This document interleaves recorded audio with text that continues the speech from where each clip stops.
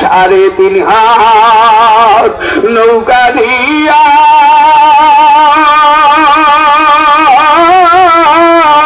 যাইতে হবে পারি দিয়া, এমন দেশে যাবি রে মন যেই দেশের নাই ঠিকানা।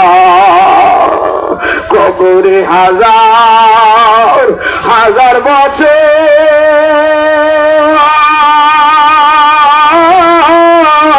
হাসরে 50,000 বছর, 30,000 বছরের পর কেমনে পার হব রে ওরে দয়ার মাওলা রে।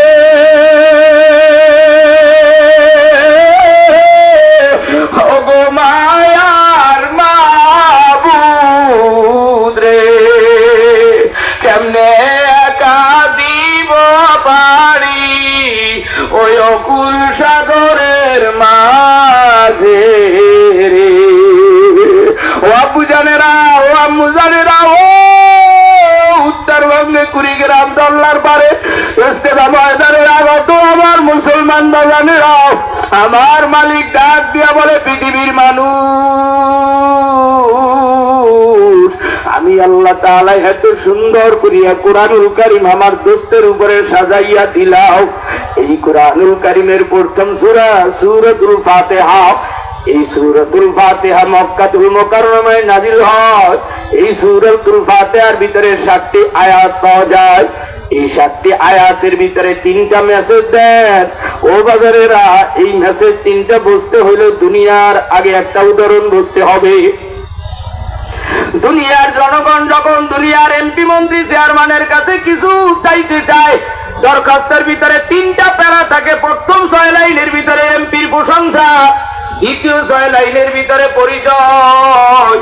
আমগো কুড়িগ্রামের এই শহরের ট্রেন নাই, মসজিদ নাই, স্কুল নাই, কলেজ নাই, রোড নাই, সিমেন্ট নাই, পরিচয় তুলে ধরে। এরপরে 3 নম্বরে এমপির কাছে দাবি জানায়, আপনি কুড়িগ্রাম ইস্তেমায় আছেন, আমাগো ইস্তেমার মাঠ আর বিশ্ব রোড অনেক আকাশ পাতাল ব্যবধান। আমার মালিক সূরাতুল ফাতিহার ভিতরে এমন 3টা কথা বিশ্ব নবীর জানায় দেয়। ও নবী গো, আপনি আপনার উম্মতের মাঝে জানায় দেন,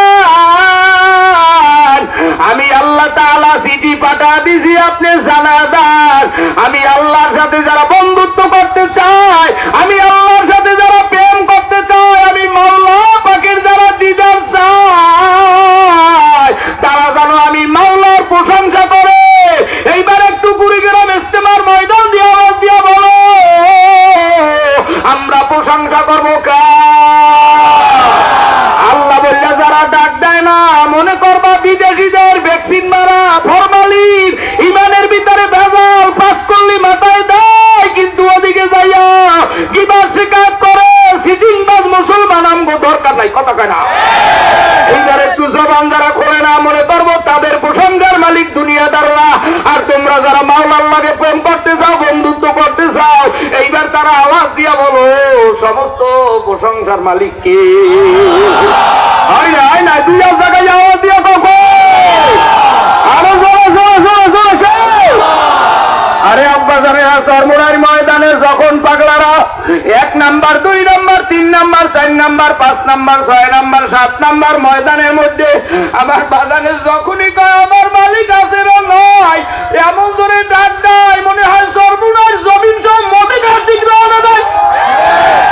যুবকেরা বাংলার মাটি সব মনে হয় যেন জান্নাতের দিকে রওনা দেয়। কুড়িগ্রামের পাগলারা এমন জোরে আল্লাহ আল্লাহ করে ডাক দেবা, আমরা বুঝাইতে চাই মালিক তুমি প্রশংসার মালিক। এই দুনিয়ার কোন রাজা বাচ্চা এমপি মন্ত্রী কেউ প্রশংসার মালিক না। এইবার আর একটা আওয়াজ দিয়া কোন সমস্ত প্রশংসার মালিককে? এই তো কেবল মাত্র শুরু হয়েছে। আল্লাহ তাআলা জানায় দেয়, আলহামদুলিল্লাহি রাব্বিল আলামিন।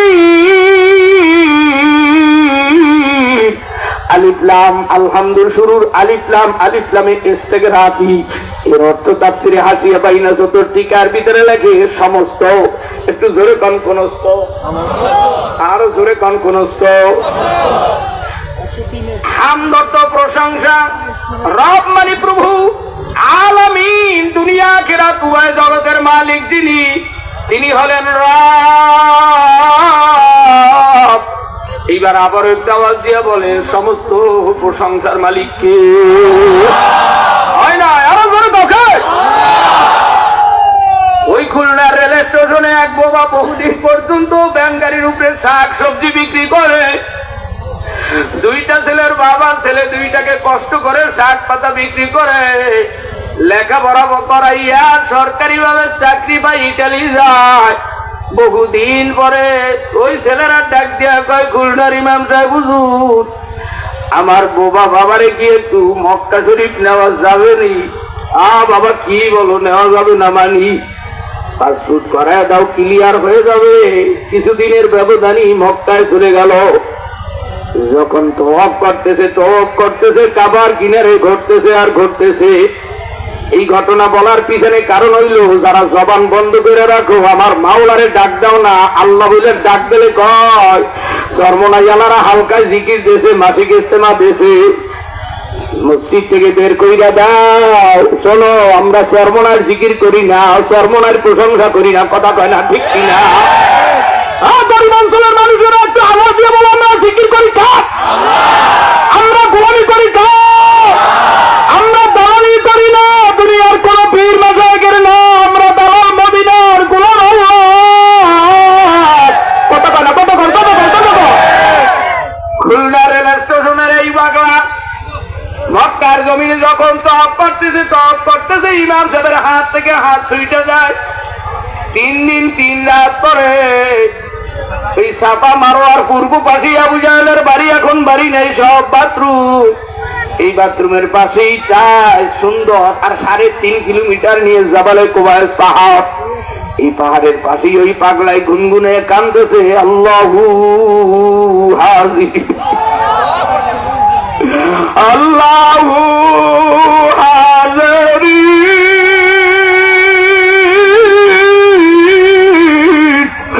আল্লাহু নাজির। মালিক, তোমার বাড়ির মেহমান আমি বোবা।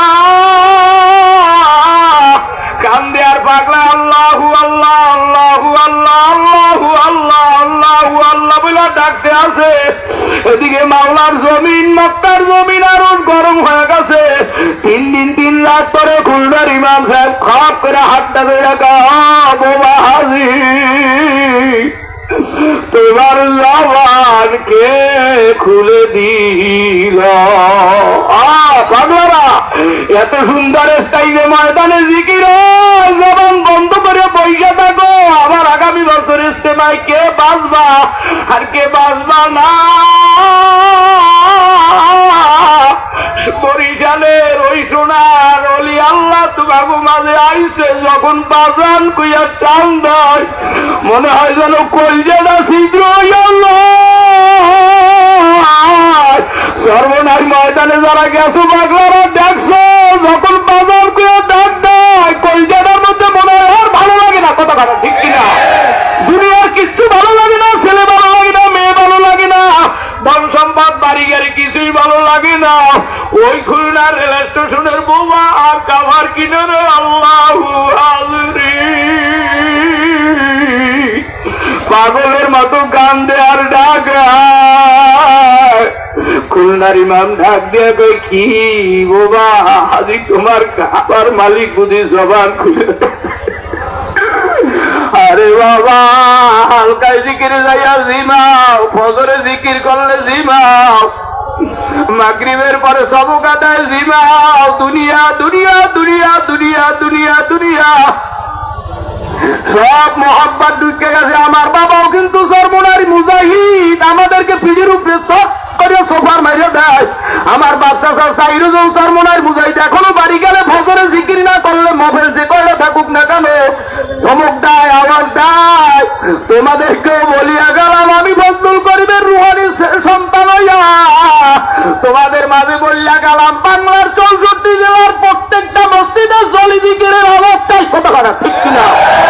এই জিকির দিয়ে তাম বাংলা নয় তাম বিশ্বের জমিনকে আলোকিত করতে চায়।